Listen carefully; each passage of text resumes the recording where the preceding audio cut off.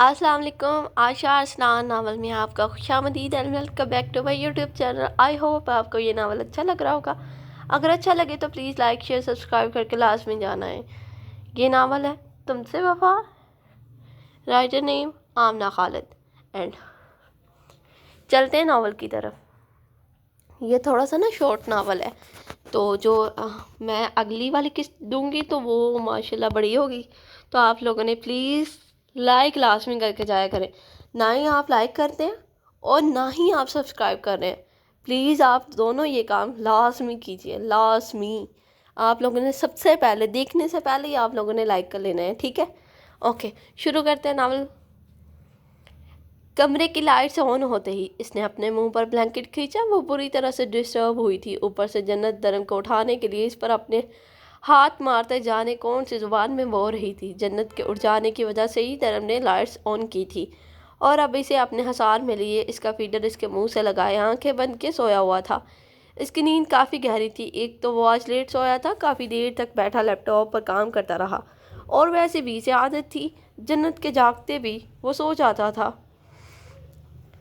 और वो बेचारी से जगाने की कोशिश करती, बुलाती रहती, लेकिन धर्म ढीठ बना सोया रहता। जन्नत के शोर पर रामीन को नींद तो आने से रही थी, इसलिए ब्लैंकेट से बाहर मुंह निकालते टाइम देखा तो फजर के अजान होने में 15 मिनट रहते थे। इसलिए सोने का इरादा तर्क करते इसने जन्नत को देखा जो मसलसल धर्म के बाजू पर हाथ मारते इसकी आंखें खोलने का इंतज़ार कर रही थी। जन्नत अब बड़ी हो रही थी, इसलिए धर्म के बाजू के सहारे से अपना फीडर उठाते खाली होने पर मुंह से निकाला तो रामीन मुस्कुराई और इसके फीडर को उठाने लगी, जिसके निप्पल से चंद कतरे अब बेड को भगो रहे थे। रामीन के फीडर उठाने पर जन्नत ने इसे देखा तो खिलखिला कर हंसी। इसके जागने पर रामीन की मुस्कुराहट मजीद गहरी हुई तो जन्नत धर्म की बाजू पर हाथ मारते इसके हसार से निकलने की कोशिश करने लगी, लेकिन वो नन्ही सी जान कहाँ इसकी मजबूत गिरफ्त से निकल सकती थी।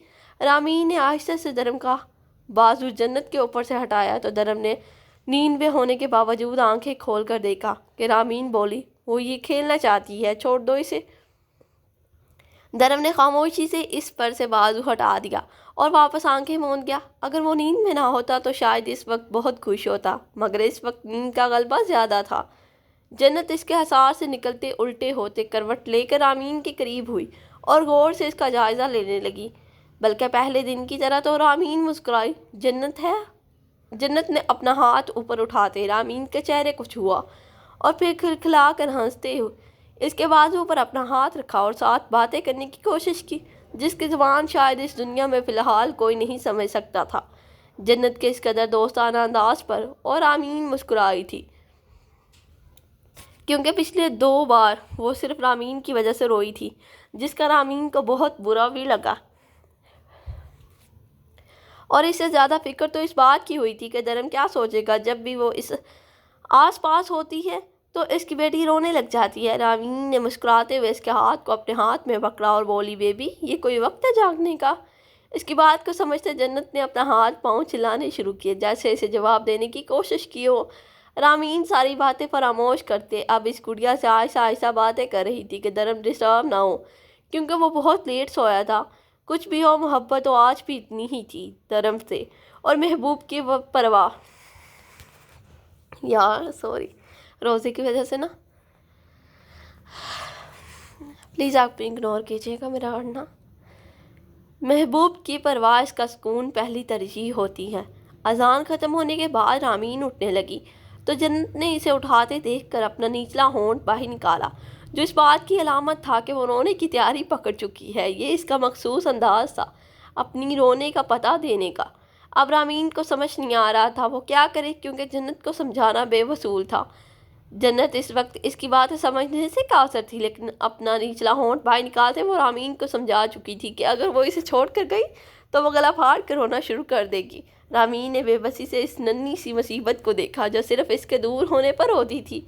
ईशा और धर्म को तो वो मुस्कुरा कर दूर होने देती थी, मगर रामीन के दूर होने पर रोने की तैयारी पकड़ लेती थी। रामीन ने बेड से उठते इसे भी गोद में उठाया तो वो खिलखिलाई। इसके अंदाज पर रामीन भी हंसी। बच्चों से प्यार करने की ज़रूरत नहीं पड़ती, वो खुद प्यार लेना जानते हैं और यही काम जन्नत कर रही थी। وضو کر کے آتے رامین نے جائے نماز بچھاتے اسے بھی اپنے پاس جائے نماز پر بٹھایا، کیونکہ جنت نے اب بیٹھنا شروع کر دیا تھا اور تھوڑا بہت کرولنگ بھی کرنے کی بھی کوشش کرتی تھی۔ نماز سے فارغ ہو کر رامین اس کو بیڈ پر لٹاتے خود اس کے برابر میں لیٹی اور بولی، چلو بیبی اب شاباش سو جاؤ اور مجھے بھی سونے دو، جبکہ جنت اس کی بات کو فل اگنور کرتے کبھی اپنے ہاتھوں اور کبھی رامین کے بالوں سے کھیلتے انہیں منہ میں ڈال رہی تھی۔ رامین نے اندازہ لگایا کہ شاید اسے بھوک لگی ہے، تو اس نے جنت کا خالی فیڈر دیکھا اور فیڈر بنانا اسے آتا نہیں تھا، اس لیے دھرم کو ہلاتے بولی، دھرم جنت کو بھوک لگی ہے، اس کا فیڈر بنا دو، جبکہ دھرم صاحب نے بھرپور نیند میں ڈوبی آواز کے ساتھ کہا، وہ فیڈر پی چکی ہے امن، مجھے سونے دو اور پلیز اسے عشا کو دے آؤ۔ اس کی بات پر رامین کو غصہ چڑھا اور بولی، دماغ خراب ہے کیا دھرم؟ صبح کے 4 بجے ہیں، میں اسے عشا کو دینے جاؤں؟ اٹھو اور فیڈر بنا کر دو، ورنہ خود ہی تمہاری بیٹی بھوک ہی سوئے گی، مجھے کوئی فرق نہیں پڑتا۔ جبکہ دھرم نیند میں بولا، وہ تھوڑی دیر میں سو جائے گی، خود ہی کھیلتے کھیلتے، اور فیڈر وہ پی چکی ہے۔ رامین نے ایک نظر اس معصوم سی گڑیا پر ڈالی جو کہ اپنا ہاتھ منہ میں ڈالے کھانے میں مصروف تھی۔ وہ فیڈر بہت چھوٹا تھا اور جنت اب بڑی ہو رہی تھی، ظاہری بات ہے اس کی بھوک بھی بڑھ رہی ہوتی، اور رات کے اس پہر وہ دھرم کو یہ سمجھا نہیں سکتی تھی کہ یہ فیڈر اس کی بھوک ختم کرنے کے لیے چھوٹی ہے اور اسے بھوکا چھوڑے۔ رامین کو نیند آ جائے یہ تو ممکن ہی نہیں تھا، وہ تو غیروں کے لیے دل میں بے پناہ محبت رکھتی تھی، کسی کو بھوکا نہیں دیکھ سکتی تھی، یہ تو پھر چھوٹی سی بچی تھی اور اس شخص کی بیٹی تھی جو اس کا بچپن کا عشق تھا، اور عشق تو محبوب کے محبوب سے بھی کیا جاتا ہے۔ آخر خود ہی اٹھتے دودھ کے ڈبے پر لکھا دودھ بنانے کا طریقہ دیکھتے اس نے جنت کا فیڈر بنایا اور واپس اس کے پاس لیٹتے اس کے منہ سے لگایا، جسے پیتے جنت ساتھ ساتھ رامین کے بالوں سے کھیلتے آنکھیں بند کر رہی تھی، یعنی وہ سونے والی تھی اور کچھ ہی دیر میں وہ سو گئی۔ اس کے سوئے ہوئے وجود پر نظر ڈالتے رامین اس بات کا اندازہ لگا رہی تھی کیوں وہ اس بچی سے محبت کرنے لگی ہے، وہ کس طرح درب کے سامنے خود کو پتھر دل ثابت کرے گی، جبکہ وہ چھوٹی سی گڑیا اس کا دل پگلا رہی تھی۔ صبح دھرم کی آنکھ کھلی تو جنت پر رامین کا ہاتھ دیکھ کر مسکرایا، وہ رات بھی رامین کو جنت کا فیڈر بناتے دیکھ چکا تھا، اس لیے بے فکر ہوتا سو گیا۔ اس نے جھک کر پہلے رامین کا ماتھا چوما اور پھر جنت کا۔ بیڈ سے اٹھتے واش روم میں گھسا جس میٹنگ کے لیے وہ دیر رات تک تیاری کر رہا تھا، اب اس میں لیٹ نہیں ہونا چاہتا تھا۔ اس کے لفظ پر رامین کی آنکھ تو کھل گئی تھی مگر پھر بھی آنکھیں موندے لیٹی رہی، وہ سمجھنا چاہ رہی تھی کہ وہ اب کیا چاہتی ہے، زندگی میں آگے بڑھنا یا دھرم کو مزید سزا دینا، کیونکہ اس کا کیا ناقابل معافی تھا، مگر دل بغاوت کر رہا تھا اور دماغ سچ کو جھٹلانا نہیں چاہتا تھا۔ اترو گاڑی سے۔ گاڑی کو بڑی سی بلڈنگ کے سامنے روکتے وہاب نے سخت آواز میں کہا، مگر اسے اترتا نہ دیکھ کر دوسری طرف سے آتے گاڑی کا دروازہ کھولتے اسے اپنے ساتھ گھسیٹتے ہوئے اوپر اپنے فلیٹ پر لے آیا۔ کیا مسئلہ ہے تمہارے ساتھ؟ کیوں لائے ہو مجھے یہاں؟ ویسے بھی میری وارڈن میرا انتظار کر رہی ہوگی، میرا مسئلہ تم ہو۔ آیت غصے سے کہتے اس کا ہاتھ چھوڑتے وہاب نے اپنے بالوں میں ہاتھ پھیرتے غصے کو کم کرنے کی کوشش کی تھی، تو میں کچھ نہیں کر سکتی اگر تمہیں مجھ سے مسئلہ ہے، مگر مجھے جانے دو، کہتے وہ باہر کے دروازے کی طرف بڑھی کہ وہاب نے اس کا ہاتھ کھینچتے اس کے گرد حصار باندھا تھا۔ یہ تم کیا کر رہے ہو؟ پاگل تو نہیں ہو گئے؟ چھوڑو مجھے ورنہ میں شہریار لالا سے تمہاری شکایت کروں گی۔ ٹھیک ہے تم میری شکایت کرنا، لیکن اس سے پہلے اپنی حرکتیں بھی انہیں بتانا کہ تم 2-3 دن سے کسی لڑکے کے ساتھ کچھ زیادہ ہی مصروف ہو۔ وہاب نے غصے سے سرخ ہوتی آنکھیں لیے کہا، تو آیت بولی، شرم آتی ہے تمہیں؟ وہ صرف میرا دوست ہے۔ وہاب نے ایک جھٹکے سے اسے خود سے دور کیا تو وہ لڑکھڑائی کہ وہاب گرجتے ہوئے بولا، تم کب سے لڑکوں سے دوستی کرنے لگ گئی اور کس کی اجازت سے لڑکوں سے دوستیاں پالتی پھر رہی ہو؟ اسی کی اجازت سے جس کی اجازت سے تم اس نتاشا کے ساتھ بیٹھ کے کھانا کھاتے ہو، کہہ کے لگاتے ہو۔ میں نے کیا تو تمہیں برا لگا؟ آیت بھی اسی کے انداز میں چیخی تھی۔ وہاب کا غصہ جاگ کی طرح بیٹھا تھا، تو مطلب وہ اس لیے یہ سب کر رہی تھی کہ وہاب نے مس تاشا کے ساتھ بیٹھنا شروع کیا۔ اسے دیکھتے وہاب بولا، اچھا تو تم میری برابری کرو گی؟ ہاں تو کیا نہ کروں؟ آیت نے اسی طرح چیختے ہوئے کہا اور پھر بولی، میں رامین آپی نہیں ہوں جو دھرم لالا کی بے وفائی کے بعد بھی انہیں معاف کر کے اس کے ساتھ آگے بڑھ جاؤں۔ میں آیت رستم خان زادہ ہوں، اور تم تو اس خوش فہمی میں بالکل بھی مت رہنا کہ کل کو کسی اور سے نکاح پڑھ کر کوئی اولاد پیدا کر کے میرے سر پر لے آؤ گے اور میں اسے خوش آمدید کہہ کر قبول کرتے؟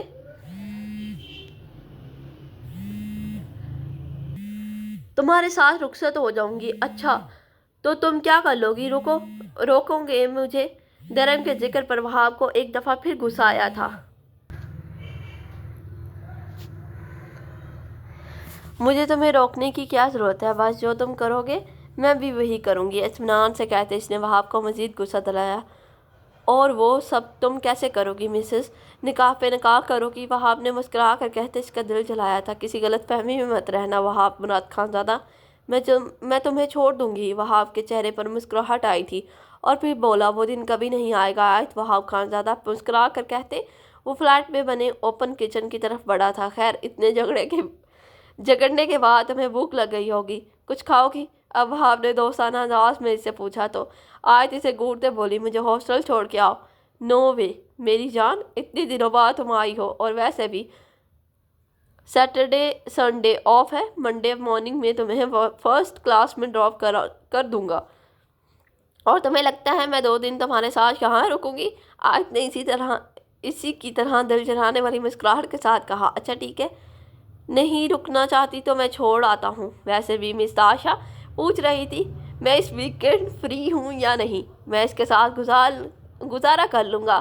اس کی بات پر آیت کا تو دماغ گھما، لیکن مسکراتے ہوئے اس کی طرف بڑھتے کچن کے کاؤنٹر سے چھری اٹھاتے وہاب کے دل کے مقام پر رکھتے بولی اس کے لیے تم زندہ بچو گے تو ہی رنگ رلیاں بناؤ گی اس چڑیل کے ساتھ۔ اس کے انداز پر وہاب کی مسکراہٹ مزید گہری ہوئی اور بولا تمہارے ہاتھ سے تو مجھے موت بھی قبول ہے۔ ویسے یار وہ چڑیل تو نہیں ہے۔ اور ساتھ ہی آیت کے بالوں کو اس کے کان کے پیچھے کرتے بولا لیکن بڑی جوانی میں بیوہ ہو کے سفید کپڑوں میں تم کو خاص اچھی نہیں لگو گی۔ تمہیں کسی اور کے ساتھ عیاشیاں کرتے دیکھنے سے بہتر ہے میں سفید کپڑے پہن کر ماتم کر لوں۔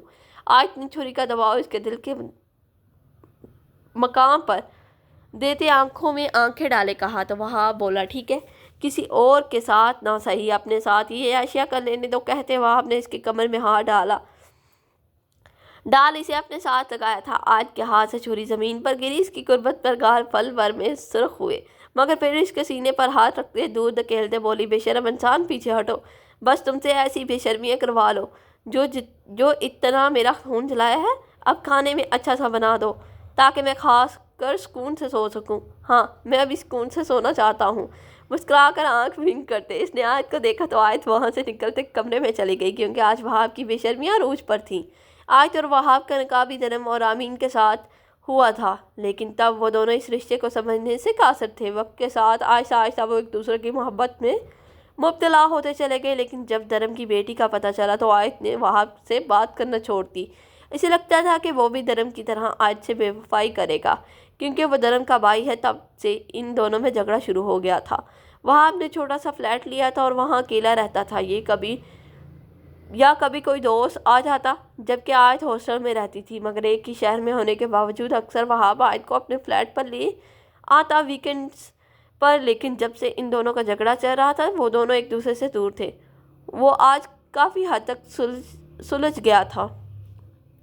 وہ ساری دنیا سے بے نیاز دوسری ملازمت کے ساتھ پورچ کی صفائی کرتے پائپ لگا کر اسے دھو رہی تھی کہ کسی کی گہری نظریں اس پر تھیں۔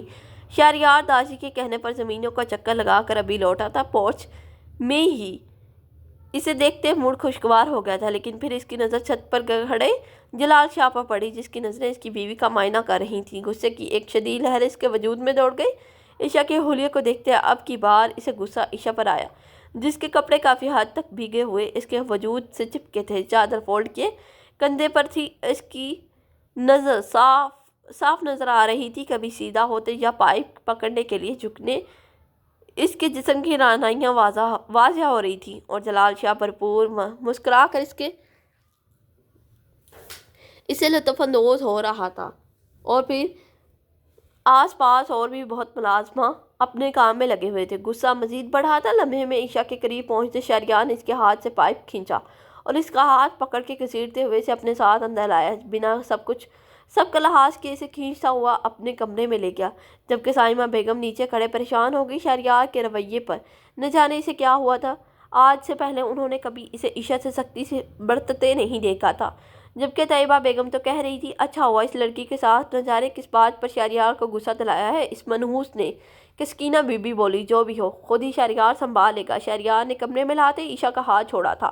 وہ مشکل گرتے گرتے بچی اور حیرانی سے کھڑے شہریار کو دیکھا جس کی آنکھیں خون چھلکا رہی تھیں اور پھر اپنی سرخ کلائی کو جس پر شہریار کی انگلیوں کے نشان چھپ چکے تھے۔ اس کا تو آج انداز ہی بدلا ہوا تھا۔ عائشہ کو یکدم اس سے خوف محسوس ہوا کہ شہریار نے آگے بڑھتے ایک ہی جسم میں اس کی چادر اس کے تن سے جدا کرتے اس کا بازو پکڑے اپنے قریب کیا اور بولا میرے سامنے ہر وقت اس چادر کو لپیٹے رکھتی ہو اور باہر دوسروں کو اپنا دیدار کرواتی پھر رہی ہو۔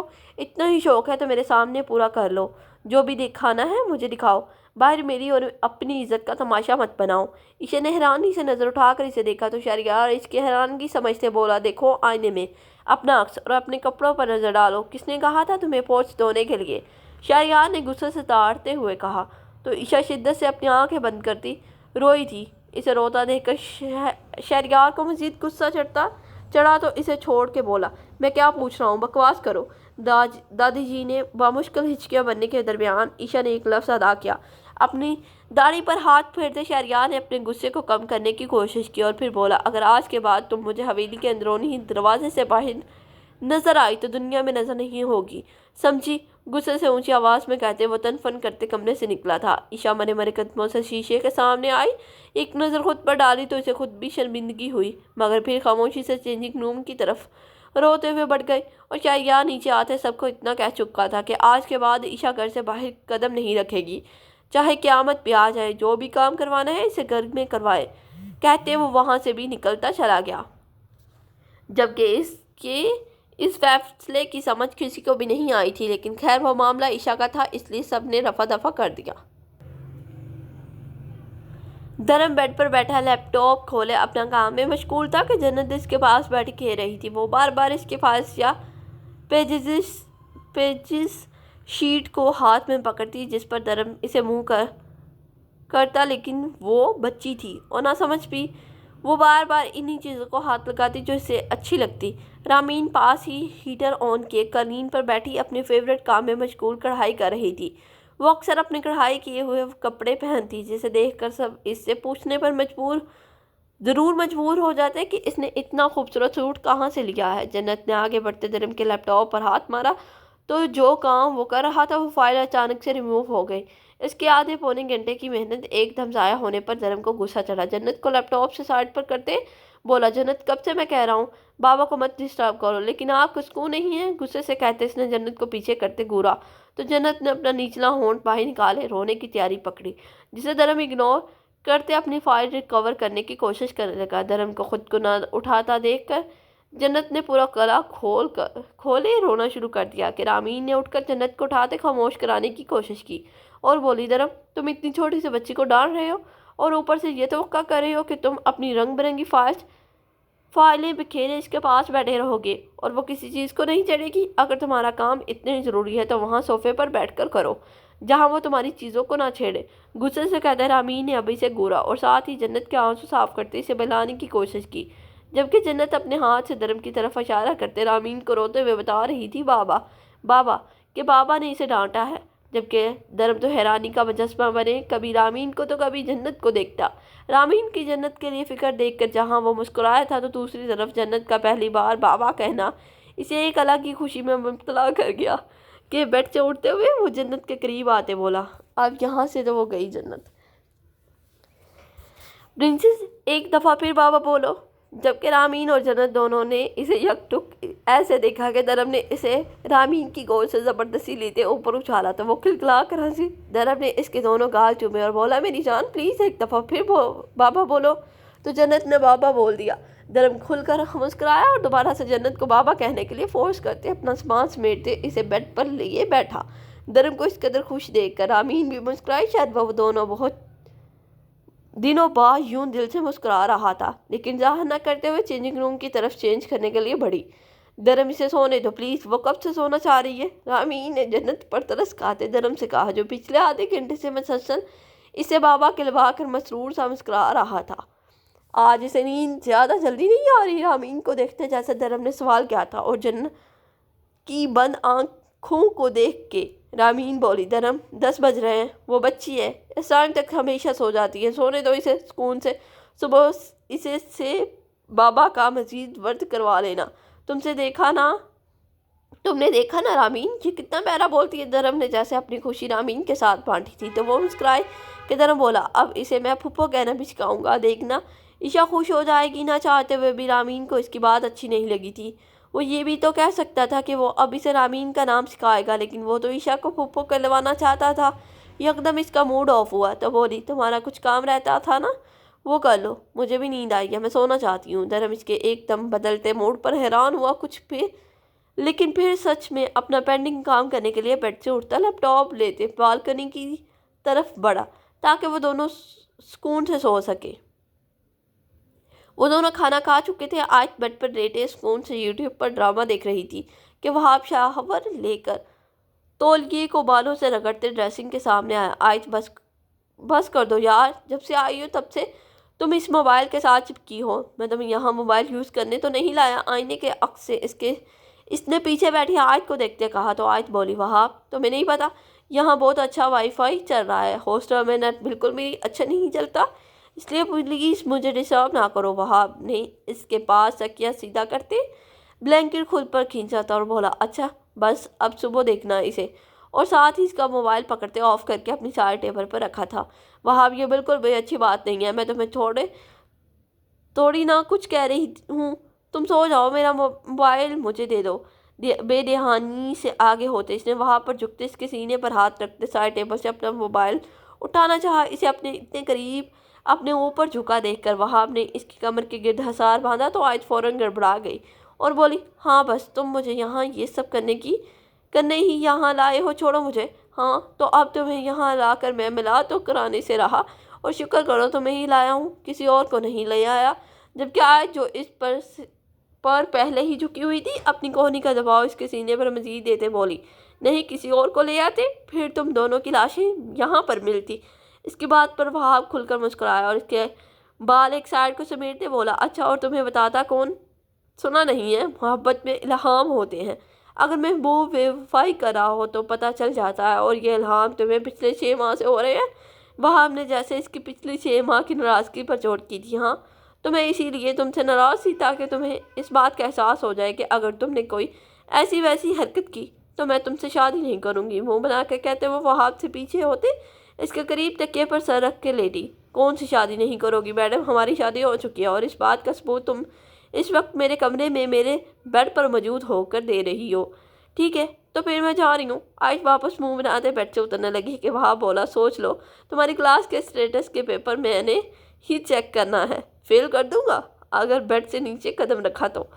या अल्लाह वहाब तुम कैसे टीचर हो, मेरी मेहनत पर यूँ पानी फेरोगे अब अपने पर्सनल ग्लिचेस की वजह से। या अल्लाह कौन मानेगा, ये प्रोफेसर जो सारा दिन सीरियस होकर स्टूडेंट्स को पढ़ाई पर मेहनत पर लेक्चर देते हैं फिरता है, वो अपनी मासूम सी बीवी को फेल करने की धमकियाँ दे रहा है। इसकी एक्टिंग हर ख़ास है। इसकी एक लफ्ज़ बीवी के इस्तेमाल पर वहाब की मुस्कुराहट मज़ीद गहरी हुई तो इसका बाजू पकड़कर इसे वापस अपने ऊपर गिराते बोला, और कौन मानेगा कि जिस प्रोफेसर की एक नज़र से क्लास में मौत सा सन्नाटा छा जाता है, इसकी बीवी इसे उंगलियों पर नचाती है और मजबूरन बेचारे प्रोफेसर का धमकाना पड़ता है। अच्छा तो ये बेचारे प्रोफेसर मुझे बताना पसंद करेंगे पिछले कुछ दिनों से इनका मिस ताशा के साथ क्या चल रहा है? वहाब ने मुस्कुराते हुए इसकी नाक को चूमा और बोला, कुछ नहीं जा रहा। मेरी शकी बीवी वो मिस अब्रॉड से आई है और यहाँ की मुख्तलिफ यूनिवर्सिटीज़ में काम करके डिफरेंट एक्सपीरियंस गेन करना चाहती है कि दूसरे मुल्कों के स्टूडेंट किस तरह बिहेव करते हैं। बस इसकी मदद करने के सिलसिले में मैं इनसे बात हो जाती है। वैसे भी वो 10-12 दिन तक वापस आने वाली है। अच्छा आयत ने अच्छा को लंबा सा खींचा और फिर बोली, तो तुम दूसरों की मदद कम क्या करो, खासकर लड़कियों की। कहते मुंह बनाते इसके सीने पर सर रखा तो वहाब हंसा और बोला, अच्छा ठीक है, आज के बाद किसी की भी मदद एक शर्त पर करूँगा कि अगर अगला लड़का हो और अगर कोई लड़की हुई तो इसे बोल दूंगा, भाई मेरी बीवी मना करती है लड़कियों की मदद करनी। इसके अल्फाज पर आयत खिलखिला कर हंसी थी और बोली, इतने तुम अच्छी और मेरे फर्मा बरदार, चलो शाबाश अब तुम्हारी बारी। तुम मुझे बताओ वो चंपू सा लड़का कौन था जिसके साथ तुम दोनों 2 दिन से गप्पे मार रही हो? वहाब कोई गप्पे नहीं मार रही थी। इस बेचारे को तो कुछ फैमिली इश्यूज़ की वजह से 20 साल में हमारी यूनिवर्सिटी में ट्रांसफ़र करना पड़ा। इसी सिलसिले में अपने नोट्स वगैरह से देकर इसकी थोड़ी सी मदद कर रही थी। अच्छा, अब तुम्हें नहीं लगता तुम्हें लड़कों की मदद नहीं करनी चाहिए? वहाब ने कुछ सताते हुए इसी से कहा था। नहीं ना, तुम ही तो कहते हो दूसरों की मदद करनी चाहिए। मैंने तो तुम्हारी नसीहत पर ही अमल किया है, लेकिन अगर तुम ऐसा नहीं चाहते तो मैं ऐसा नहीं करूँगी। मासूमियत से भरपूर आंखें टपकपाते इसने कहा। वहाब हंसा और बोला, तुम कभी नहीं हार मानोगी आयत। अगर तुम जीतना चाहती हो तो मैं हार जाऊंगी। मुस्कुरा कर कहते इसने वहाब के सीने में चेहरा छुपाया था। वहाब की मुस्कुराहट मजीद गहरी हुई। आयत के गिर्द अपना हंसार मजीद तंग करते इसने आयत का माथा चूमा और बोला, मेरी जान, अगर तुम हार गई तो मैं वैसे भी हार जाऊंगा। आयत ने सुकून से आंखें बंद कर ली थी। कितने दिनों बाद ये सुकून इसे मिला था। इन लम्हों को वो गंवाना नहीं चाहती थी। हालात कितने ही ख़राब क्यों ना हो, मोहब्बत में सादक दोनों तरफ हो तो कभी राहेगा नहीं जाती। वक्त लगता है मगर चीज़ें हो जाती हैं। काम हुआ या नहीं? अपनी सर्द आवाज़ में पूछते इसने ब्लैक रुमाल में छुपे चेहरे से झांकती आंखों से अपनी साथी को घूरते पूछा था। बॉस एम का प्लान हो और कामयाब ना हो, ऐसा हो सकता है भला? दूसरे ने मुस्कुराते हुए काली आंखों से कहते इसकी तारीफ की थी। बस बस, अब ज़्यादा मक्खन लगाने की ज़रूरत नहीं। क्यों भाई? वैसे तो आपको अपनी तारीफ सुनना बेहद पसंद है। आज क्या हुआ? मार्को ने इसी अंदाज में भरपूर मुस्कुराते हुए कहा, मेरा दिमाग पहले ही बहुत ख़राब है। मज़ीद करामत करना? बॉस एम ने उंगली उठाते इसे फ़ोन किया था। अच्छा ठीक है, दफ़ा हो जाओ। वैसे अभी जो रायता तुमने बुलाया है, अब इसे जाकर मुझे समेटना भी तो है। मैं चलता हूँ। भरपूर मुस्कुराकर एक दफ़ा इसे छेड़ते मार्को वहाँ से निकलता चला गया, क्योंकि वह जल्दी में था, वरना इसका मूड ख़राब होने की वजह जाने बगैर वो वहाँ से हरगिज़ ना हिलता। जबकि बॉस एम ने मुस्कुराते हुए सामने टारगेट बोर्ड को देखा और एक तस्वीर पर चाकू की नोक रखते बोला, अगली बारी अब तुम्हारी है। बहुत मज़ा आता है ना तुम्हें बच्चों को मारकर इनके अज़ाब बचने में? अब देखना कैसे तुम्हारा एक एक अज़ाब मैं अपने हाथों से काटूंगा। इसकी आंखों में वहशत उतरी थी। चाकू की मदद से इस तस्वीर को 2 टुकड़ों में किया था और फिर मुस्कुराते हुए टेबल की तरफ बढ़ा अपने प्लान को तरतीब देने के लिए। जब से जन्नत ने धर्म को बाबा कहा था, धर्म को तो नया खेल मिल गया। इन दिनों इन दिनों में वो जन्नत से 1000 दफ़ा बाबा खिलवा चुका था। फारग वक्त में इसका पसंदीदा मशगला जन्नत से बाबा लफ्ज़ का विर्द करवाना होता था। अब भी वो बेड पर बैठे जन्नत से अपने नाम बुलवाने की कोशिश कर रहा था। अपने सीने पर उंगली रखे जन्नत को बार बार धर्म कहने के लिए फोर्स करता, जबकि जन्नत घूम फिर कर इस पर हाथ रखते बाबा कह देती थी तो धर्म फिर शुरू कर देता था। पास बैठी रामीन को जन्नत पर तरस आ रहा था, जिसे धर्म ने तंग करके रखा हुआ था। आखिरकार जन्नत ने चिढ़कर चीख मारी थी, यानी अब वो धर्म की कोई बात नहीं मानेगी, और धर्म के ऊपर से लटकते हुए बेड पर बैठने की कोशिश की थी ताकि वो पास पड़े अपने खिलौनों से खेल सके। और साथ ही रामीन भी गुस्से से बोली, बस कर दो धर्म, बच्चे अपनी मर्जी से बोलते हैं, लेकिन तुमने तो इसे तंग करके रख दिया है। अब अगर तुमने इसे बोलने के लिए फोर्स किया ना, तो मुझसे बुरा कोई नहीं होगा। मैं कब फोर्स कर रहा हूँ? मैं तो इसे बोलना सिखा रहा हूँ। धर्म ने जैसे सफाई दी थी और आमीन इसे घूर कर रह गई थी कि धर्म ने बेड से उठते जन्नत को उठाया था तो वो एक दफ़ा फिर बाबा कहकर चीखी, जो कि अपने खिलौनों से खेलने में मसरूफ़ थी, और धर्म ने एक दफ़ा फिर इसके काम में खलल डाला था। रामीन ने भी इसकी तरफ देखा था तो वो बोला, इन दोनों को देखते चलो, आओ फूफो से इनका हाल पूछ कर आते हैं। 2 दिन से इन्हें बुखार है ना? वो ईशा की बात कर रहा था। ईशा को बुखार था कि? रामीन बोली, बाहर सर्दी है धर्म, सुबह पता कर लेना। नहीं कुछ नहीं होता। धर्म ने पास पड़ी अपनी शॉल ओढ़ते खुद को और जन्नत को इसमें छुपाते कहा था कि रामीन बोली, बस तुमने कसम खा रखी है मेरी कोई बात ना माने की। धर्म लेकिन वो रामीन की बातें अनसुनी करता कमरे से बाहर निकलते जन्नत से बातें करते बोला, छोड़ो मामा को, इन्हें तो आदत है हर बात पर डांटने की। टीचर रह चुकी है ना, लेकिन हम चलते हैं। रामीन तो लफ्ज़ मामा पर टटकी थी। इसने आज तक धर्म के मुंह से कभी लफ्ज़ मामा नहीं सुना था, और आज जब इसने ये लफ्ज़ इस्तेमाल किया तो वो रामीन के लिए था, और वो भी अनजाने में जन्नत से बातें करते। वो जब भी जन्नत से बातें करता हमेशा इसकी बातों में बाबा का ही जिक्र होता, यानी कि सिर्फ धर्म का। कभी कभी तो रामीन को यूँ लगता कि वो इसकी बच्ची को कहीं से उठा कर लाया है, जैसे इसकी कोई माँ ही नहीं होती। कभी इसका कोई जिक्र नहीं हुआ था आज तक इन दोनों के दरमियान। अगर कभी हुआ भी तो रामीन ने ही किया होगा, या फिर रामीन को लगता था वो इस औरत का जिक्र इसलिए नहीं करता कि इसे बुरा लगेगा, लेकिन फिर सोचती कभी गलती से भी انسان کو یاد آ جاتی ہے آخر وہ بچی اس عورت اور دھرم کی تھی جس طرح وہ ابھی بھی بے دہانی میں رامین کو مما کہہ گیا تھا، مگر دھرم تو یوں لا تعلق تھا جیسے وہ عورت کبھی ہو ہی نہ، اور رامین نے آج تک کبھی نہ تو اس عورت کی کوئی تصویر دیکھی تھی، یہاں تک کہ اسے اس کا نام بھی نہیں معلوم تھا۔ دھرم شروع سے ہی کم گو تھا، وہ بہت کم بولتا کیونکہ باقول اس کے کہ اس کی باتیں سننے کا کوئی منتظر نہیں ہے، اس لیے اسے باتیں کرنے کی کوئی ضرورت نہیں، ہمیشہ سے اپنی ذات میں مگن رہتا تھا۔ پہلی فرمائش اس نے باہر جا کر پڑھنے کی تھی اور دوسری اپنی پڑھائی مکمل کرنے کے بعد رامین سے نکاح کرنے کی تھی، جس پر رامین خود حیران تھی۔ بے شک وہ اس کی منگ تھی، لیکن دھرم کی طرف سے کبھی کوئی پیش قدمی نہیں ہوئی تھی، اور ایک دن اچانک اسے نکاح کرنا تھا۔ وہ سوچ بھی نہیں سکتی تھی کہ وہ شخص جو ہر وقت اپنی ذات میں گم رہتا ہے، وہ اس سے محبت کا دعویدار ہے۔ اپنی محبت کا اظہار دھرم نے نکاح کے بعد اس سے کیا تھا۔ نکاح کے بعد وہ جب بھی پاکستان آتا تو صرف رامین کے لیے، رامین کی پڑھائی کی وجہ سے رخصتی نہیں کی تھی، اور کچھ کم عمری بھی وجہ تھی جس پر دھرم کو کوئی اعتراض نہیں تھا، اور وہ پہلے خود بھی اچھے سے سٹیبل ہونا چاہتا تھا تاکہ وہ دونوں بعد میں لائف انجوائے کر سکیں۔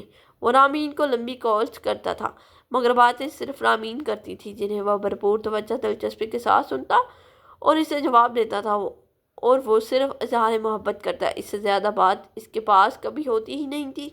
نکاح کے بعد 5 سال کے عرصے میں ان دونوں کی محبت مزید بڑھتی چلی گئی۔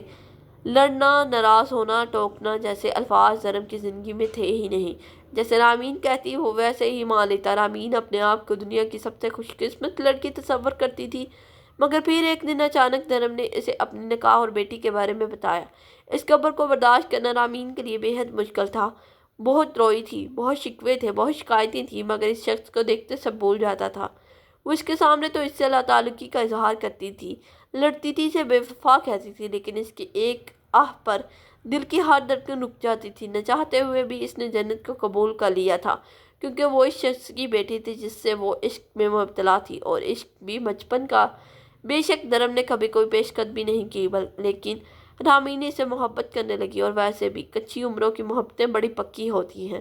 وہ جانتی تھی دھرم اس سے یہی چاہتا ہے کہ جنت کی ماں بننے، مگر اس سے کہتا نہیں۔ وہ تو شروع سے ہی اس کے بنا کہے اس کی ساری باتیں سمجھ لیتی تھی، تو یہ کیسے نہ سمجھتی؟ دھرم سے محبت کی بہت ساری وجہ تھی۔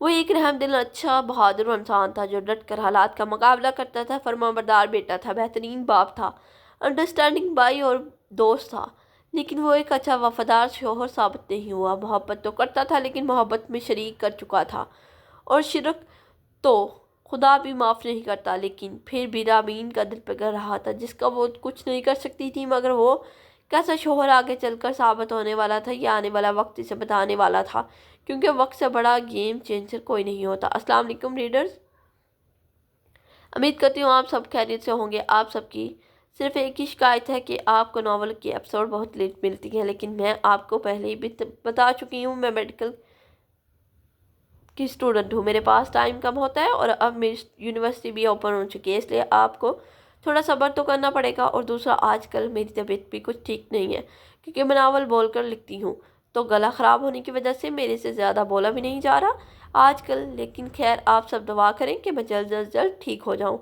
اور خاص کر میرا گلا ٹھیک ہو جائے۔ باقی آپ کو ناول بہت پسند آ رہا ہے، یہ میرے لیے باعث فخر ہے۔ بس آگے بھی یہی آپ کا ساتھ چاہیے۔ اپنی قیمتی رائے کا اظہار ضرور کیجیے گا کمنٹس میں۔ شکریہ، and please like, share, subscribe کر کلاس میں جایا کریں۔